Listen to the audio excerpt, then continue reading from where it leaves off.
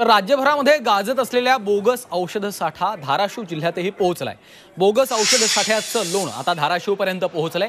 धाराशिव जिल्हा रुग्णालयामध्ये औषधांचा बोगस साठा सापडलेला आहे। अन्न औषध विभागाकडून 200 गोळ्यांचं सॅम्पल अन्न आणि प्रशासन विभागाच्या आता अहवालाची प्रतीक्षा लागून राहिलेली आहे।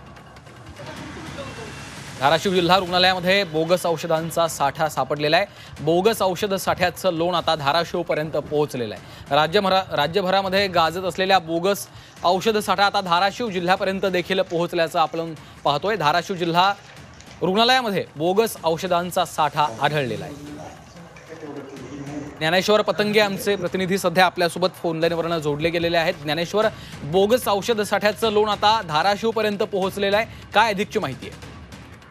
अगदी बरोबर आहे। सध्या राज्यात जे बोगस औषधांचा साठ्याचं जे रॅकेट आहे ते धाराशिवमध्ये पोहोचले असं म्हणावं लागेल। कारण 2023-24 साली धाराशिव जिल्ह्यामधील तुळजापूरमध्ये नवरात्र महोत्सवामध्ये एक आरोग्य शिबिर घेण्यात आलं होतं आणि त्या शिबिरामध्ये राज्यभरातून औषधांचा मोठा साठा मागवण्यात आला होता आणि याच साठ्यातील जे आहे ते औषधं बोगस असल्याचं निदर्शनास आलेले। याचं सॅम्पल जवळपास 4 ऑक्टोबर 2024 रोजी अन्न आणि औषध विभागाने या गोळ्या तपासल्या होत्या आणि त्या सील केल्या होत्या आणि त्या पुढील तपासासाठी खरं तर पाठवण्यात आलेल्या आहेत। मात्र विषय असा आहे की त्या गोळ्या सील करून जवळपास वर्षभर होत आलं, मात्र त्याचं तपासणी झालेली नाही आणि ते एक बोगस औषध आहे असं समजून, म्हणजे तपासणी न करता ते बोगस आहेत असं समजून त्याचा साठा करण्यात आलेला आहे। त्याची पुढील तपासणी सध्या सुरू आहे।